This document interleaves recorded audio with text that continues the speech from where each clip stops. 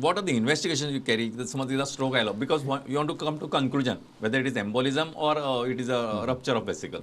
Vessel. So the first investigation जे आम्ही करतात, moment it is apparent that a person is having a stroke is a CT scan. It is the best. अच्छा. And it is the fastest. जे fastest investigation करू शकतात ते CT scan असतात. अच्छा. आणि even in the mobile stroke units we first use a CT scan.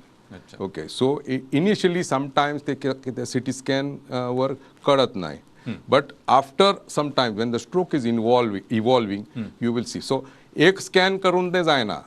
ते you have to keep the patient for observation and then repeat the scan to see whether the stroke is extending. असं आहे.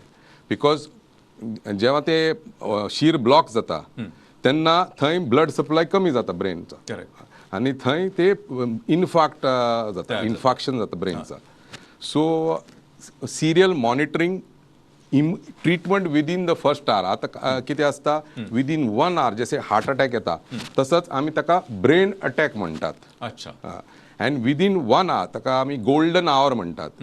It should be diagnosed and it should be treated. I see. If it is not diagnosed within 1 hour or maximum 4 hours, then there is permanent damage to the brain.